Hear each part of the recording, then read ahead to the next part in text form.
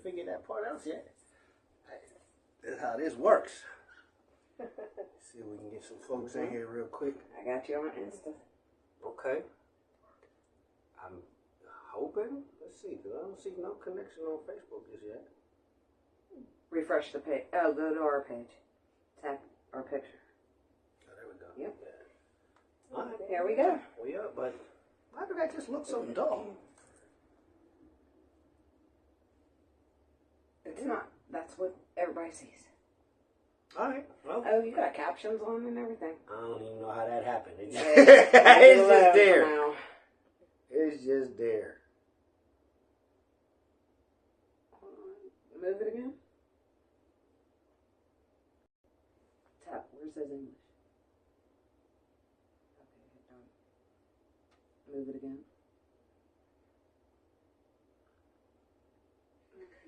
We saw the options.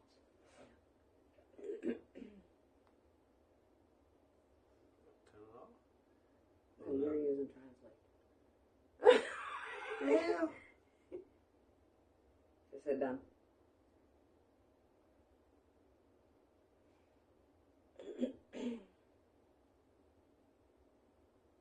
Okay. I got you back. Always. Appreciate you. Always. Lady. You saw where it was, right? In case it turns back on later. I got it. Okay. Hey, Keisha. Keisha! Hey, Brian. The one gal, Keisha. Brother. What's going on, black boy? That's my brother. That's not you. Porter family. Alex, what's going on, baby? I see you and, shit. Goddess Ayana, y'all putting something together for Valentine's Day, man. I'm so jealous I'm not going to be able to be there. I would love to be there for that. Awesome. All right, okay, fine. I won't be jealous, but I might be a little bit envious. I can say that.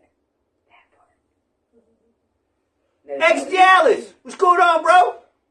Why are you in Instagram? I'm everywhere. I'm reading over here. I'm all over the place. I'm in everybody's business.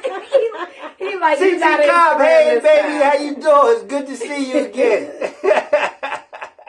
It's just the start of a few things that'll be plenty other opportunities, family. That's right. Okay, yes, Porter. we look forward to it. Yeah, man. We okay.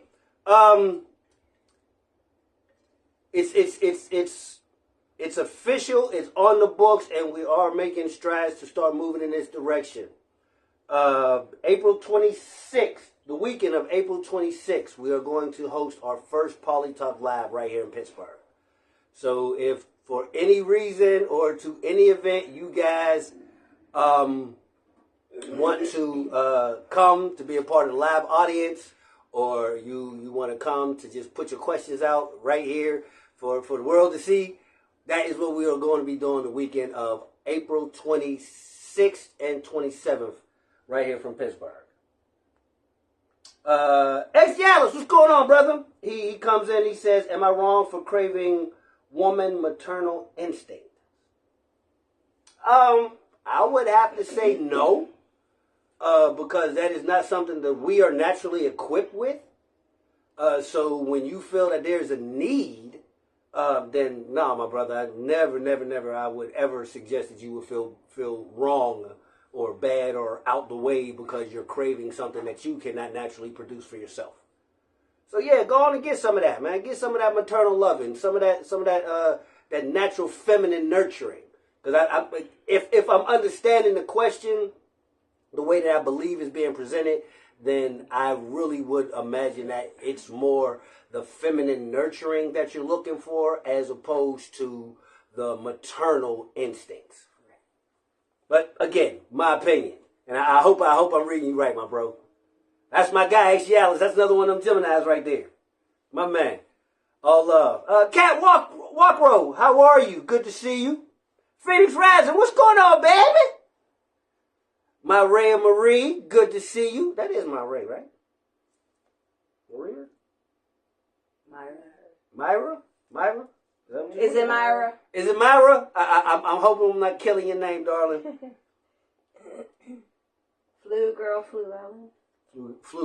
Flugel. Yeah. Trey Williams. Why did I read girl? My brain autocorrected. I apologize. That clearly does not say that. Henny Brown, is that Henny B? Is that our Henny? I can't tell. Can you see that? I think that's our Henny. I believe it is. Yes. Is that the Henny that I love? Yes, it is. That's her. Y'all love Charlie Henny. Hi, baby. Now you know what Javon Rushton. What's going on, brother? It's good to see you, baby. Henny L.S. Brown. Okay, now we know. You've always been our wonderful Henny B, and that's how we love you. Me. I feel like that's exactly how it was said. I watch too many movies. Right. Yeah, I mean, it's good, man. I love to see, like I said, our families start to fall in here. We get to see those familiar faces, I love man. it. That always feels really good. But tonight, we do actually have a core topic that we did want to address tonight. We are going to be looking into conflict and some of the conflict resolution practices that we employ in our relationships to keep everything going. Because you have to understand, in a polyamorous relationship, there are so many moving pieces that misunderstandings happen all the time. Feelings get hurt because you misunderstood the way somebody said something, or you applied an energy that did not actually go to the way somebody was saying something. Right. So, with that being the case, you're always in space to understand that you have to be, I don't want to go so far as to say on guard, but absolutely in awareness that you want to make sure that you're understood the way you want to be understood. Because if you don't, what happens is that misunderstanding and that confusion, it gets an opportunity to set in. Yep. And that activates the imagination, which the imagination fills in all the blanks. Until it is nowhere near what it was ever even meant to be. Exactly. And then it goes left, and it's like, what? So now you done filled in the space with your insecurity. You done filled in the space with the version of fear that you keep telling yourself you don't have. That part. You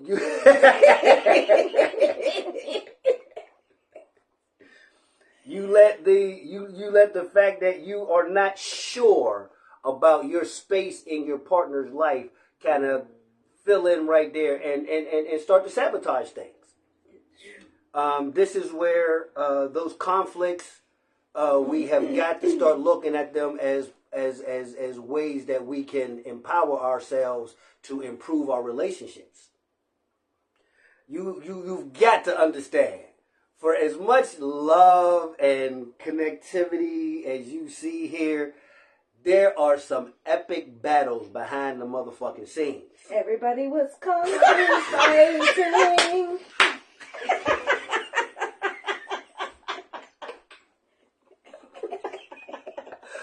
I mean,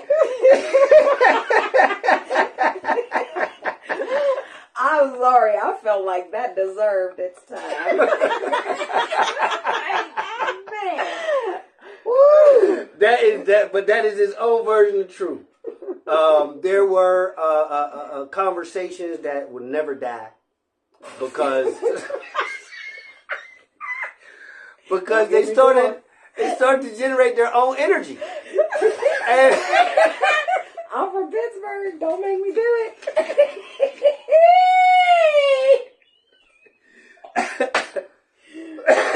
So because it was happening so regularly, we started to notice the cycle pattern of what we thought was resolution. But it was never resolution. It was just appeasement. Right. Because it's not resolution if it keeps coming back. So we would patch each other over, make each other feel nice, and and not do any real constructive work. I mean, the kind of work that is necessary for your relationship to grow.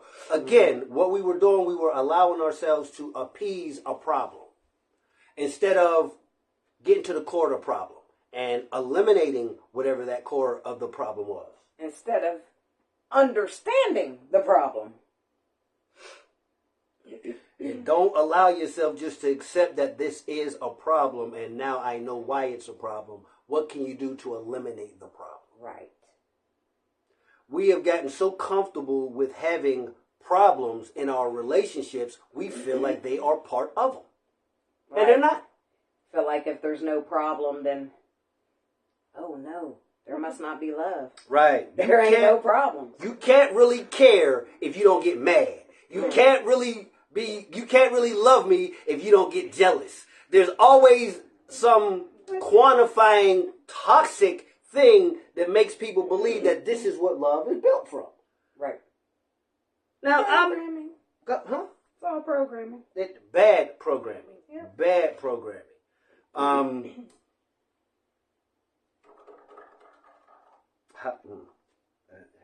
mean, this is PolyTalk. This is not King's Corner. I was about to get into some all other shit right there. I'm so proud. Swear yes, I was. Yes, Proud. Yes, ma'am. Proud. Yes, sir. King's Corner coming soon to you. I got to get the King's Corner out soon because there's a lot of shit. You had a few things. Yeah. I got a lot of shit that I really just want to go blah. Space to fully explode how you see fit. But coming back to where I was before, understanding that being in polyamorous relationships, you are going to miss some things. Me and I give myself all of the responsibility to be the masculine energy of all of my relationships. Granted, I have several partners who have other male partners, but when they are in my presence, I don't care if their other men are around. I respect them as men that they are, but the man that I am, I will always consider myself the masculine energy of all of my relationships. I am not saying I am the only masculine energy, but what I am saying is I will constantly and consistently consider myself the masculine energy of my relationships. If I am the active component, then I am going to act like the active component. Just looking. Oh, okay. So with that being my perspective, if I am going to hold myself accountable and responsible to be the head of these relationships, then that means when things go wrong, that's on me. That means I should have the space to make the differences. When there's conflict, I should have a peaceful mind that I can speak a peaceful heart to get a peaceful resolution. I should not have to bully my way through the conversation. I shouldn't have to be a tyrant over my partners. I have been him. You guys know me. I try to be every version transparent. I have been him. And I got limited results. But as somebody who takes the time to reevaluate my position. Whoo, shit. You want to talk about something that requires some very real effort? Reevaluate the way you look at the world to accommodate your relationship. We speak about... Huh? I'm sorry. Go ahead. I'll get you a sip. Yeah, I think I might need one. You have my microwave. Thank you. Yeah. It's important to stop and reevaluate yourself anyway. Mm-hmm. On a regular basis.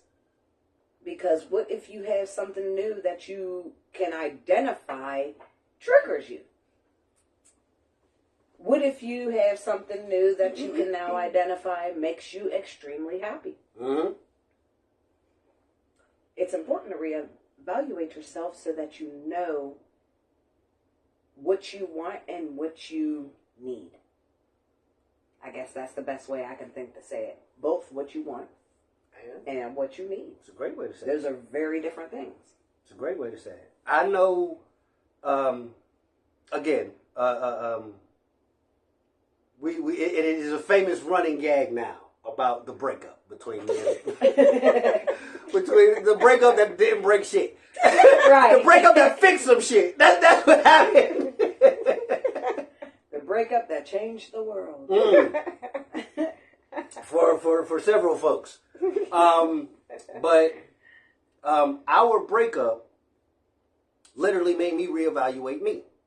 I could have easily fallen into the pattern that I usually have of pointing out all the things I recognize was wrong with her and build that as my case to say, good riddance, I'm better off without.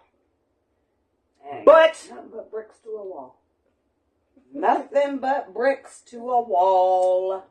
But that didn't get me what I wanted. Mm-hmm. I didn't want to say good riddance. I wanted her. And because I did, I said, well, because my therapy had taught me at this point, there's two questions you ask. What do you want? What's the easiest way for you to get it? So I asked myself, what do I want? I don't want this relationship to end. What's the easiest way for you to get it? Make some changes so the things that you're having a hard time with, you, in this case me, you actually have the power to eliminate your own problem. Yep. Mastery of Wait a minute. It can't be that simple. So you're telling me if I change the way that I am looking at my own problem, I can change it?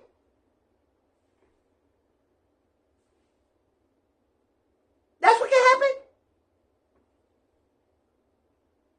So if I change my perspective, I can change my reality? Hashtag. Change your perspective, change your reality. And it looks like that was actually accurate. When I started to recognize the length I was willing to go to bring this relationship back together, I started paying attention to how much work I wasn't doing in this relationship. This is my fucking rock. This is my foundation piece right here. And I was coasting. Because I understood she loved me, I didn't feel like I had to put that much energy in. And she would have been all right in the grand scheme of things with me not investing much more because never treated her bad. You know, never dogged her out, no bullshit like that. So I say it all the time. I'm low maintenance. I don't require a lot. But that does not mean that she does not deserve more. And that's where I had to check me. Because instead of me just allowing myself to be complacent in the fact that she didn't require a lot, and all I had to do was the bare minimum and she would be happy. Because,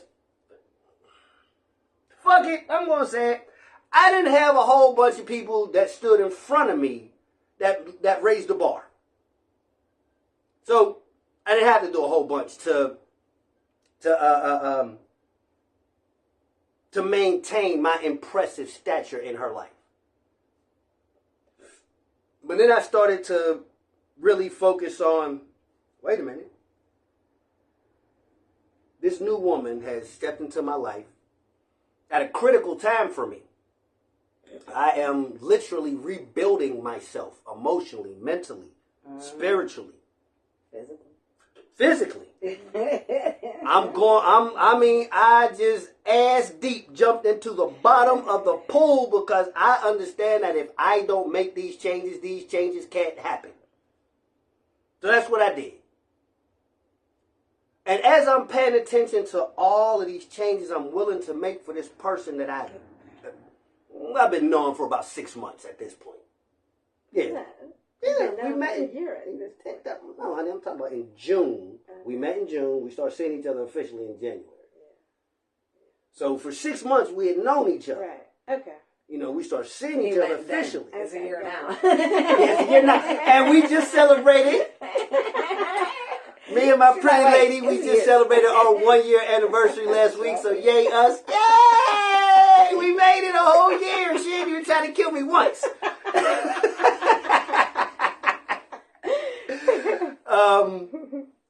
But in that space,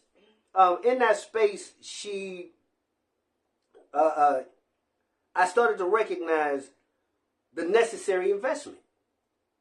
Now, I have to give her credit, as well as Tara, a whole bunch of credit, that these are some emotionally stable women. They understand who they are. They have a command of themselves. Their emotional regulation is supreme. I'm a huge, monstrous, ginormous fan of how succinctly they can emotionally regulate themselves. I get out of hand like that. I go far left, and both of them will just be sitting like, okay. Calm down. Right.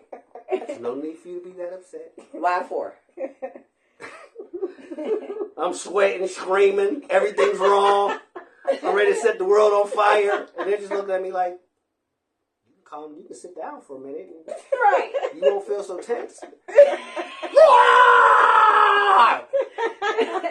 It's okay, I hear you. Take your time. I'm listening. I'm ready when you're ready.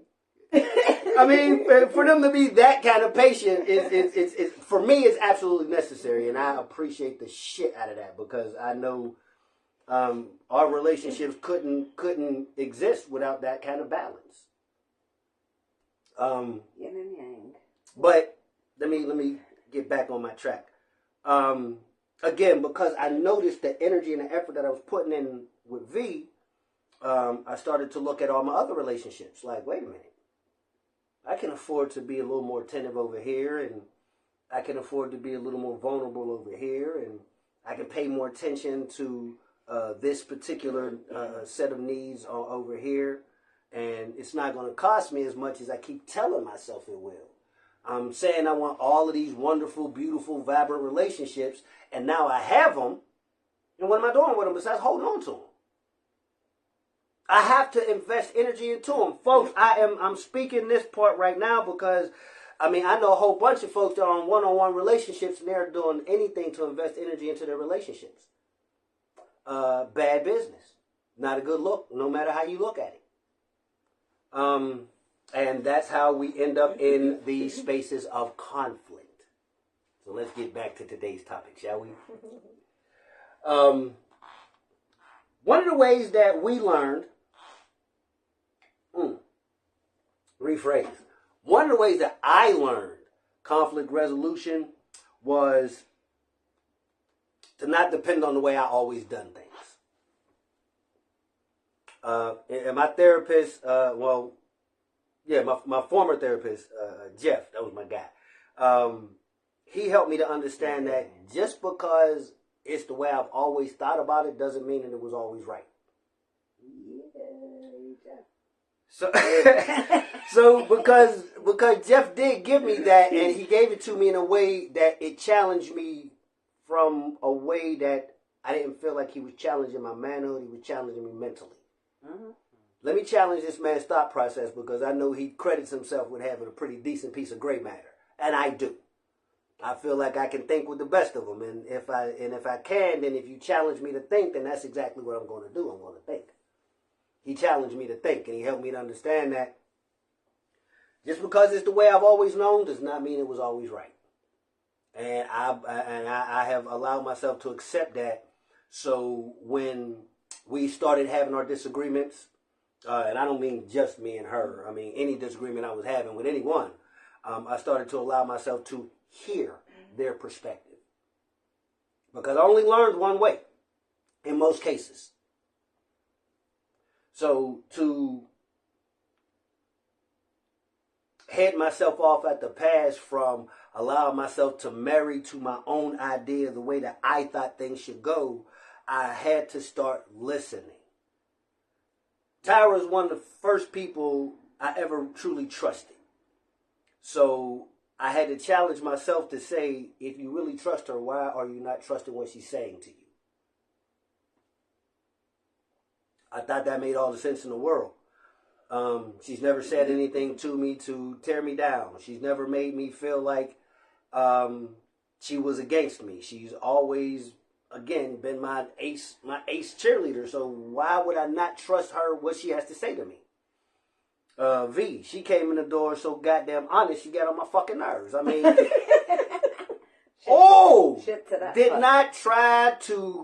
didn't try to stroke my ego, didn't try to placate to my my sensibilities. She was just like, this is what it is, bro. This is what she got. This is where we at. And because, to my own degree, I had gotten adjusted to people catering to me. And this was somebody who was saying, hey, listen, this is the way I understand things work. Where you at with that? And I'm like, do that mean I got to do something else? I can't do things the way I want to do things? And she's like, nah. Huh? What do you mean no? Well, that wasn't directly what she said. But in a roundabout truth, I had to learn to trust my partners. And in trusting your partner, you really have to accept their input.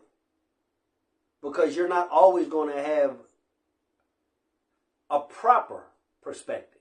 I'm not saying you're wrong, but don't ever ignore female intuition. Because there have been more than enough occasions where Tyra might have said something to me or somebody might have said something to me and it gave me that cause for pause to pay attention to something else. And then I was able to see it clearly as it was coming as opposed to after it happened. Because I trusted what they told me. I had to take the counsel of the people around me.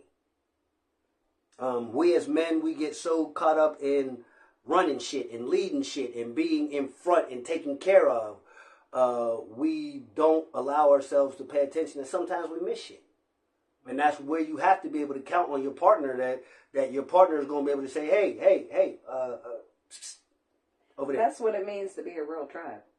Yeah. Yeah. I got jumped the other day over the phone about me eating. Sure did. It's fucking, I think it's just hilarious. Because in such a positive way, I had 3 of my tribe mates just be like, all right, bro, I don't remember hearing nothing about you eating, and you talking about you want to gain this weight, and you want to make this mark, and you want to do this, and that. Why do we always got to bother trying to make sure that you eat, and you grown as hell? Why we got to double check with you to make sure you eat? And because it came from 3 completely different sources, and they were not connected at all. It just made me. We ain't even talk to each other about it. It made me appreciate. It made me appreciate that because I understood that all of it was done out of love. Yeah. All I can say is go team, go. Go team, awesome. Watch it.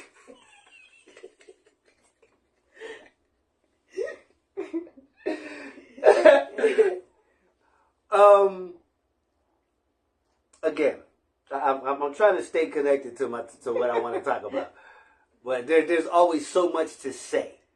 To resolve the conflicts, first off, you got to understand why there is conflict. Is it a matter of how you feel, and are you defending a personal principle? Are you upset with your partner for not sharing the same perspective? Because in a lot of cases I have watched that happen. Oh, okay, I thought I seen something else. In a lot of cases I watched that happen where what did I just say?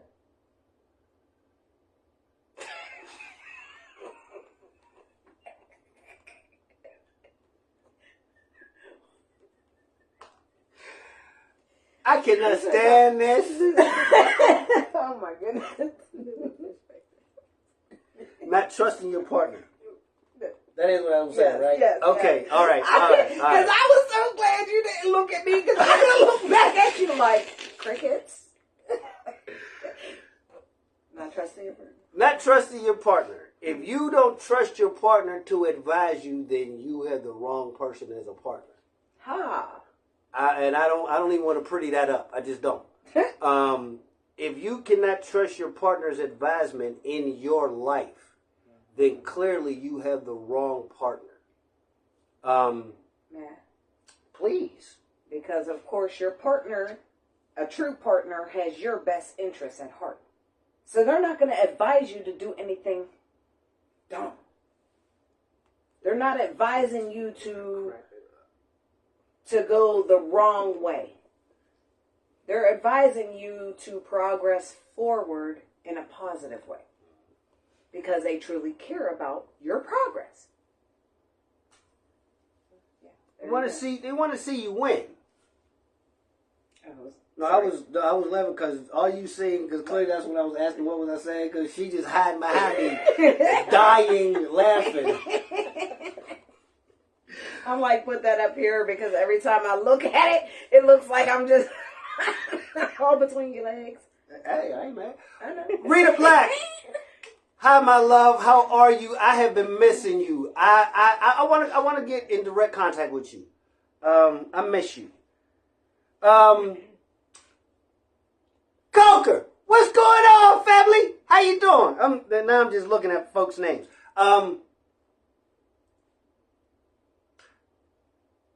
Can't trust your partner. You got the wrong partner. That's what I was saying.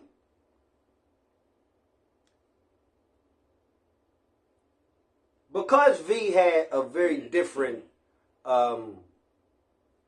way of growing up from mine, her perspective is rooted in a much different place.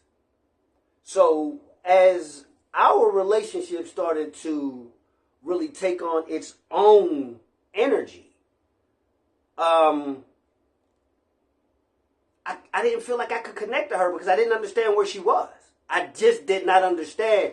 And because I didn't understand and I couldn't get her to understand where I was at, that was a constant source of contention between us.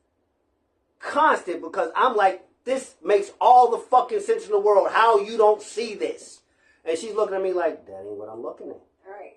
What the fuck you mean? That gotta be what you looking at, 'cause that's all it is. But because, again, perspective.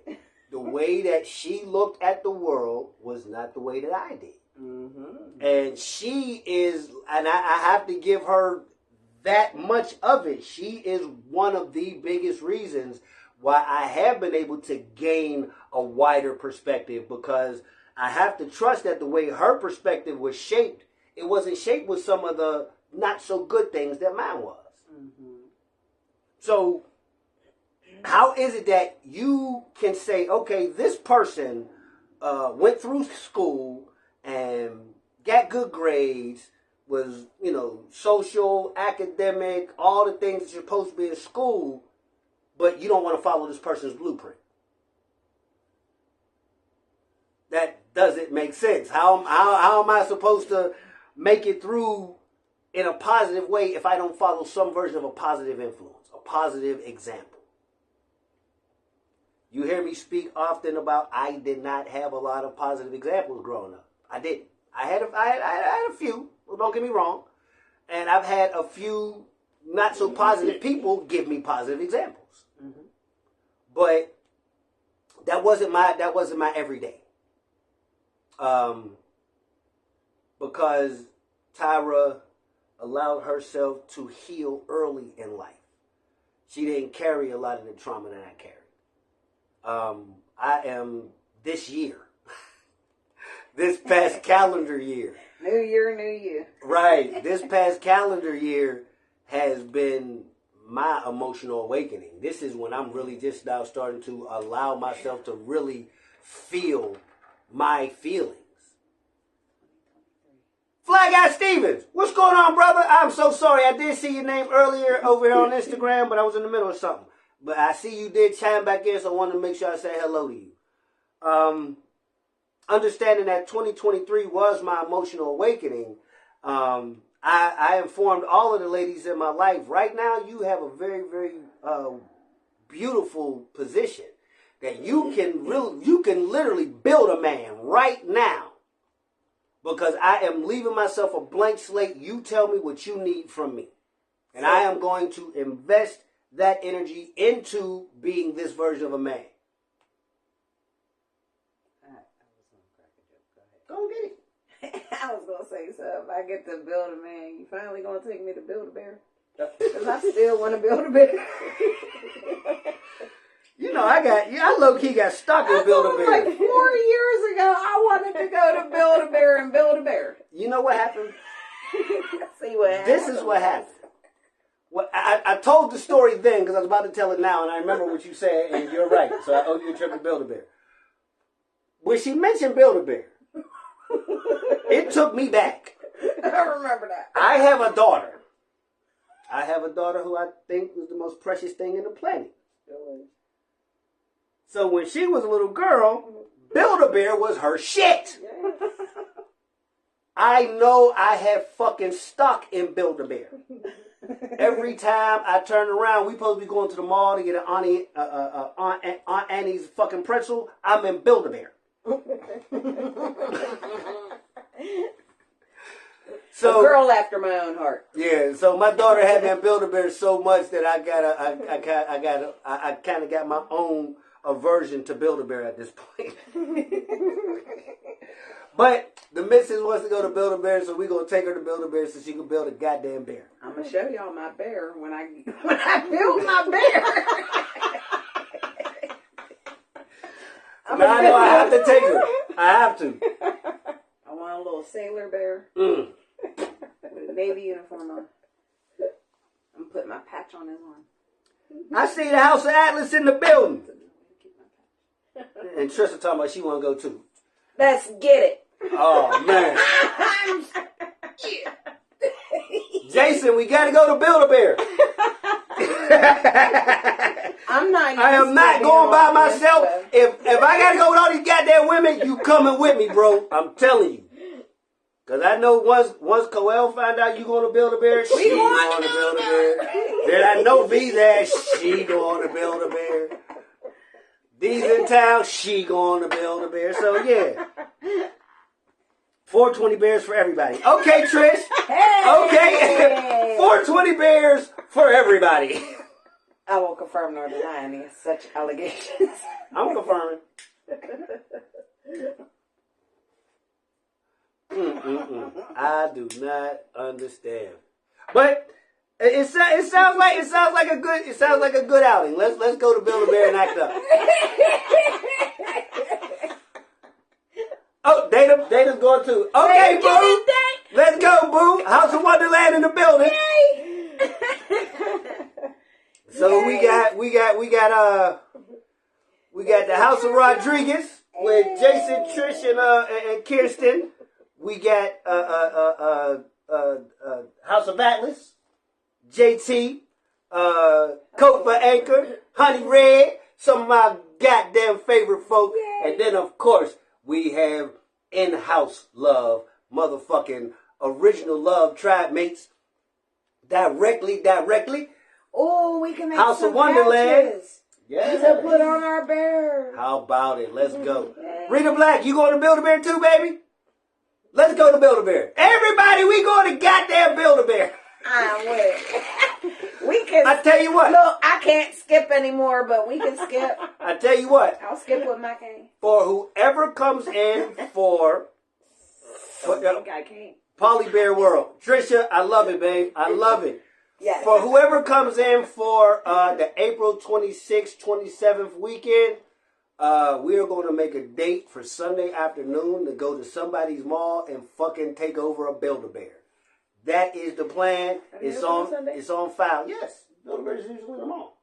Oh, yeah. And they are open on Sunday. Trust me, I know.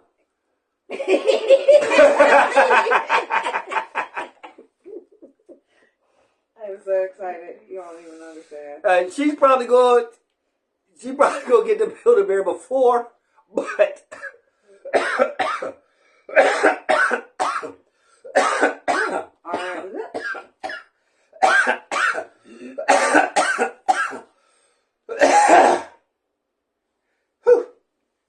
all right. She's probably going to get the Build-A-Bear before, but I am officially planning a group Build-A-Bear date for Sunday. What's that? April 27th. Sunday, April 27th. Is that right?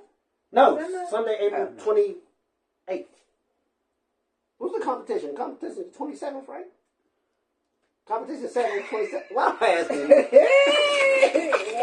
Why for you ask questions? Why for? Hulk smash. Oh my gosh, it's too funny. I ain't back another damn. Oh, they be getting you too, JT. They get you too, bro. God damn it. It's what happens when you love somebody. I ain't mad at all. Yay. But we talking about all this good fun shit. We supposed to be talking about conflict resolution. That was a resolution to a conflict. What, y'all want to go to Build-A-Bear? To go to Build-A-Bear. Okay. That was the conflict. That was the conflict. The desire to go to Build-A-Bear was and the conflict. resolution is we have a Build-A-Bear date. Go to goddamn Build-A-Bear. Okay. A question that I read somewhere, and I thought it was an amazing question, and I have been passing it around.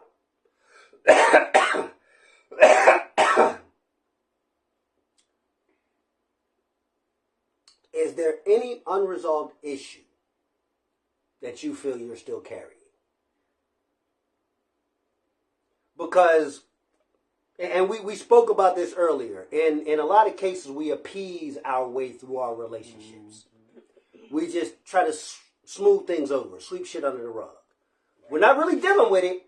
We're just letting the energy of it go away and hoping it doesn't come back. We're attempting to move on from it. I respectfully cannot concede to moving on from it. You're ignoring it, hoping it goes away. Right. So I can't say you're moving on, because to move on from it means to intently take action to move on. In this case, you are purposely doing nothing, just hoping it goes away. So that, with respect, that's how I feel. I can respect it.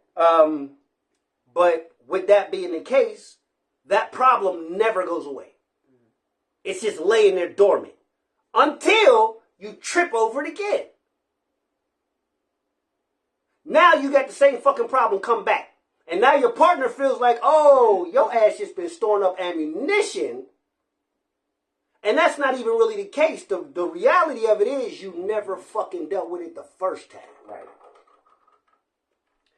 So we have got to do better. We've got to be better at allowing ourselves to be honest about what we're truly feeling, to put ourselves in a position that we can accept that we have done wrong. Uh-oh. Can you accept that you did not behave properly? Doesn't mean that anybody's making you the villain. But can you be that version of accountable to say, you know what? That wasn't the best decision I could have made. Just that by itself, I promise you. And I'll say this. For me, acknowledgement means so fucking much. Just acknowledge what I'm talking to you about. You don't have to say, oh, you're right. All you got to say is, I can see how you got there. God damn it, thank you. That's all I need, because I don't want to feel crazy. And when you care about somebody, and I'm going to get into this real, I'm trying to keep this simple, but I want to get into this real quick. When you care about somebody, you get to learn them in a way for you that you can understand their energy, the way they move, how they act and react to different things. So you learn them in a usable way. Can anybody else accept that when you're in a bad mood and you tell your partner nothing's wrong, can you accept how disrespected your partner feels about that? Anybody?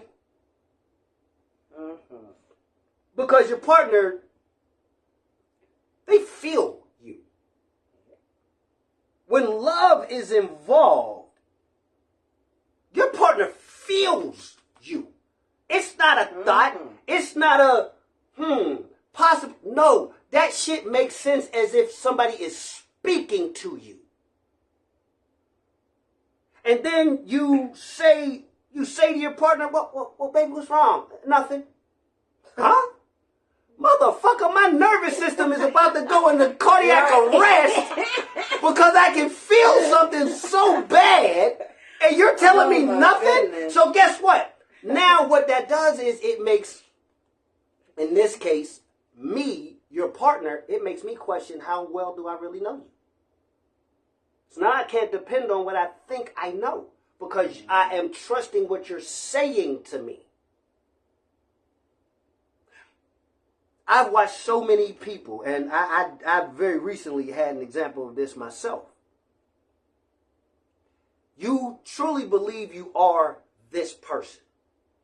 And you believe it so completely that not only do you tell everybody else this is who you are, you tell yourself this is who you are. But then when a very real example of you being that person at least should be there, and it isn't, then what? So when your actions don't match your words, then what? And let me be very candid about the way I'm looking at this. I'm not saying this in a way that somebody is intentionally being deceitful. I'm saying that they are completely unaware that they are not behaving the way that they think they are. This is another space for conflict to begin. Because you're so married to the version of you that you believe yourself to be, that you can't allow somebody else to tell you about the version of yourself that you are projecting yourself to be. For a long time, I thought I was a mean drunk because I let somebody else tell me I was a mean drunk. And my inner projection really was, I am a mean drunk. But as I started to ask around, everybody's like, motherfucker, when you get drunk, the party is happening. You are the reason that the party goes boom. Wait. Let's not forget the detail. So he didn't drink because he didn't want to be mean. He's like, okay, if this is how I am, I'm not going to drink. Like, we would go out and he would have no more than half a beer. Yes. Like, literally, he would just sip it and then leave the rest of it on the counter. I would have a beer to be social. Yep. But I was not drinking because I let somebody tell me I was a mean drunk. And ultimately came to find out, it wasn't that I was a mean drunk, it's just that they didn't like the boundaries that I set and how serious I was about the boundaries when I'm drunk. Right. That's what that was. But that's a whole nother life. Moving on. Yeah, crossing the line, no matter the state you're in. Drunk, sober, or whatever. Yeah. When you make a choice, it is your choice. Just make sure you draw the line. But so people understand it. As I'm talking about here, when you're so completely married to that version of yourself that you don't allow somebody else to tell you about yourself. I'm going to say this to anybody who may be dealing with somebody like that. Here's your absolute best bet. Put the version of them that you are trying to get them to understand right in front of them. Give them an example that they cannot refute. And if at that point they make a decision that they still want to argue that point, you got to accept that that was their choice to be that person. They don't want to change. They don't want to maneuver. They don't want to make anything different. Some people are completely committed to who they believe they are. I was. For a very long time. Yeah, you were. Very committed to the version of me that I was.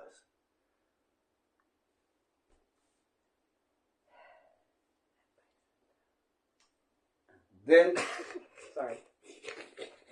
You were very committed to. You believed you were. Then,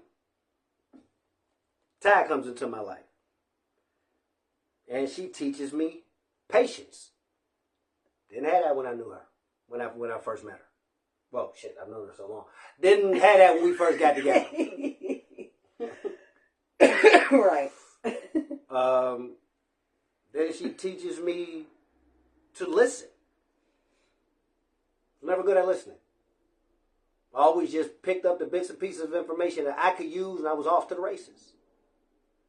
I didn't listen to understand in fullness. I listened to use the information. Mm-hmm. Now, survival instinct. Absolutely. Now I listen to understand. Not just what I can use now, but what is obviously going to be useful later on.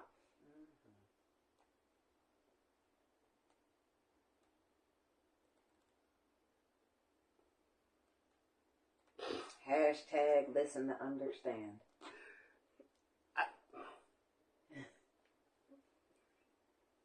Yeah, I'm going to say it. All right. Like, here you go. I know. Neither. I'm holding on by a slim thread myself. All right. Now, everybody knows that my pretty lady comes from a primarily monogamous background. 32 years married.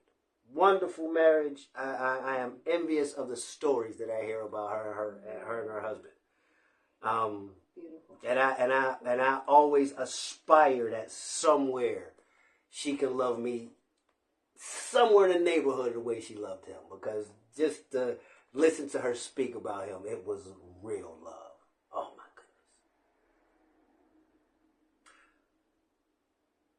goodness. And in this space, again, I keep coming back to the same thing, trying to make sure that we stay connected. She challenged me to make sure that I was willing to go the distance for what I wanted.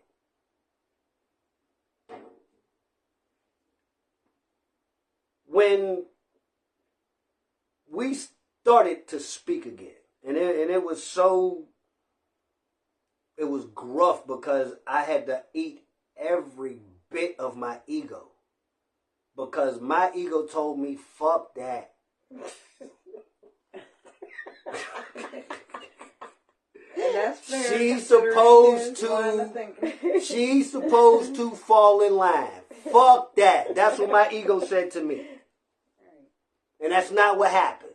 I'm like, soldiers fall in line. We ain't soldiers. And I missed her. It was the first time I ever missed anybody. Remember, I just learned how to feel my real emotions like April. All I recognized was happy and mad. That's all I knew. Now I know what sad feels like. Now I know what missing somebody feels like. He's learning all the in-betweens. And it is a wonderful thing. I recommend it to the world. Scary Please. as fuck. Take care of your mental health. Scary. But so rewarding. Yes, it is. I cannot stress that enough. I had a session today, man, and I had to take a nap after my goddamn therapy session. I did. I had to lay the fuck down. Out. It was heavy. TV wasn't even on. It was heavy. I had to lay down, man. But I understand how much it's worth it because it does put me in a position where I don't want to be right. I want to be happy. I want to be able to love because that's what I want to fucking do. I feel like the person who always has to be right will never actually be happy. It can't be. Because you're too focused on being right, so you can't even see happy like that. You only want to be the one who everybody has to say, yes, it was you. Mm-hmm. And because I stood in that position for so long, I know exactly what that shit feels like. I always wanted to be the one that everybody said, yes, it's you. You're right. I have a famous saying, and I don't know, there's so many people who know me in real life that be on here. One of my famous saying is, let's save time and assume I'm always right. Have you heard it? Because a time or two. When I tell you, I can't argue. I'm a hot 97%. Hot 97%. And 98 is not out the question. It is far and in between I'm wrong. But,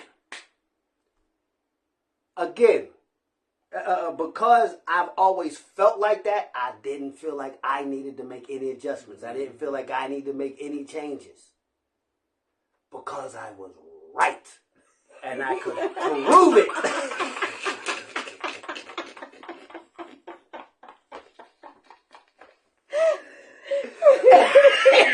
But being right doesn't always make you happy. And I wasn't happy.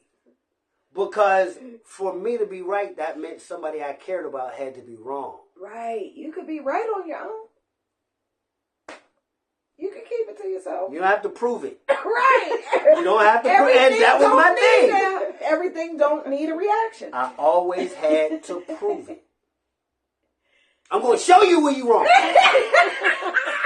I cannot allow you to ignore the fact that you fucked up. Swear. And to be fair, that reared its head with me when I got pissed about the final track meet.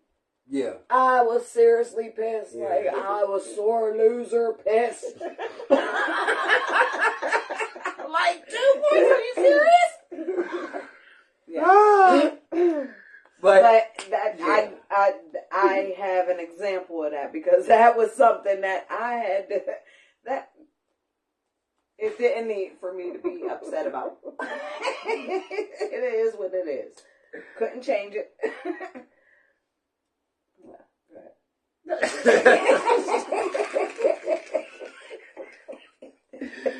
But listen, shit. I had a real point. Let me find it real quick. Understanding that I always could prove that I was right, it didn't leave much space for me to look at how happy I was about being right. Once once I started to gain some version of emotional intelligence, that's when I started to understand that, wait a minute, being right ain't that important. Especially when it costs somebody else. Because, A1, who the fuck want to be around somebody who's always telling me I told you so?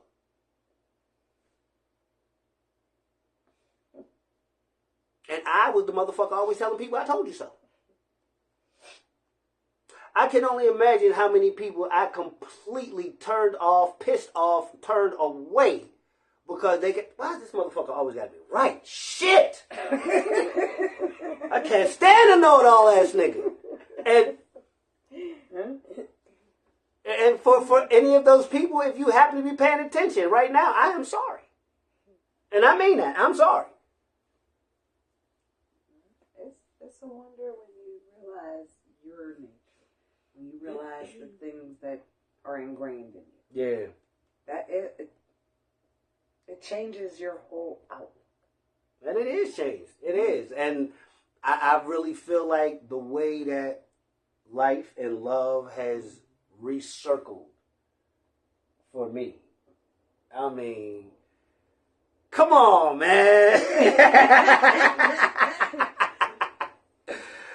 I mean, and I hate to say it like this, but I have to say it like this. This is just a faction. This is just a portion of the love that's milling around us right now, man. And oh, it just feels so right. This is a small piece right here, but this small piece is huge. So can you imagine when all of that energy is together? What that feels like? What that looks like? It's magnificent. Wonderful. Wonderfully wonderful. And I love that we share with so many different sources of strong, positive people who are constantly in a quest to improve themselves. You know, this shit is infectious. Everybody I understand is trying to fucking be better.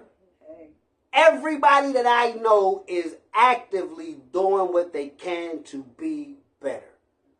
Breaking bad habits, changing cycles of things, realigning the way that they think.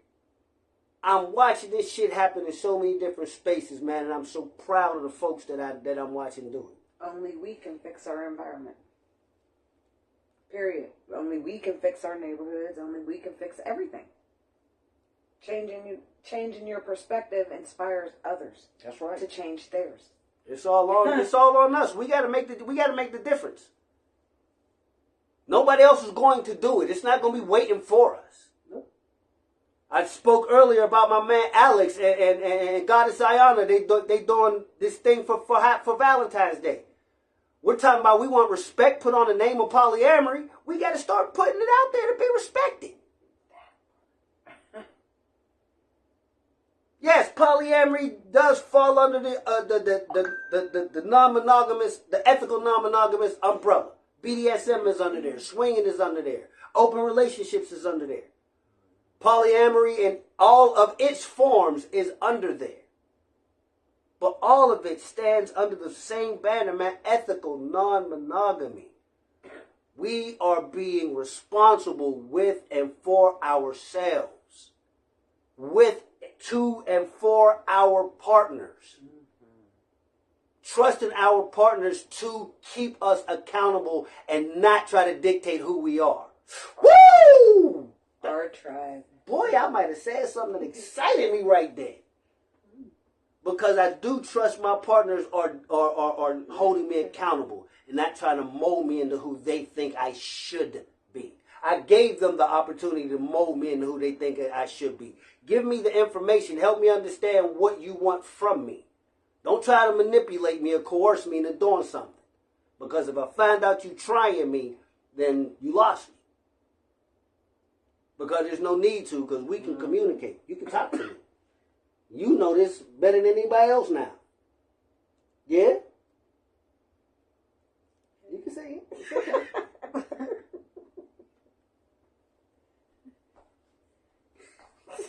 Johnny on the spot.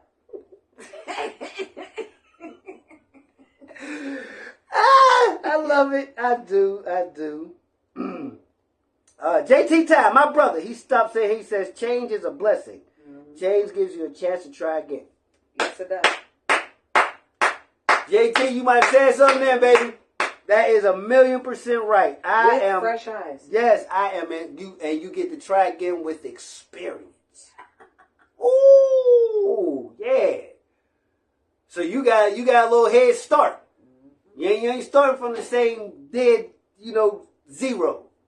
If you're going up to 40, you start on a hot 27. You know what I mean? Because you got some experience. You know what you're trying to do. I love it, man. That's a great statement. I will definitely remember that. Change is a blessing. Change gives you a chance to try again. I am going to remember that. Well, I'll watch this again later on, and I'll remind myself that I said I'm going to remember that. So I got it. All right. Did we do everything we came to do? Mm-hmm. All right, folks. The lady said we did everything we came to do. So we're going to go and get out of here. As always, I really appreciate y'all. Sorry I didn't stick to the topic as much as I wanted to. I didn't give as many conflict resolution examples of ways to resolve conflict.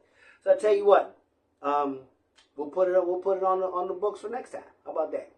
I'll try to remember. Matter of fact, when I go to watch this again, I will remind myself to put together some of our actual examples on how to resolve conflict. Title of this one is Part 1, Conflict. There you go. Next one will be Part 2, Resolution. Resolutions. All right. So we can outline some of the examples and the techniques that we actually did use to get over some very real humps. So as always, we are Regal Love. We love you and we mean it. And part of Tribe Original Love. For everybody who does identify. And there's one of my tribe mates right there. Dana Patterson. Hey, boo. I always get to take something back for myself from your lives. Thank you. Baby, honey, thank you. I love you so much, Dana. And you are one of those people, and you have to know you are such a vital core to Original Love for me. I have loved you on so many levels throughout the years. It's just ridiculous. And no matter what kind of love it is always pure love. And thank you. Thank you for being who you have always been to us. We will, absolutely. We definitely got to play catch up soon. We got to play catch up soon for a few different reasons. Okay, I hear you, Trish. Trish, I keep telling you the same thing, baby. Holla at me directly if you need to. Yeah. I got you.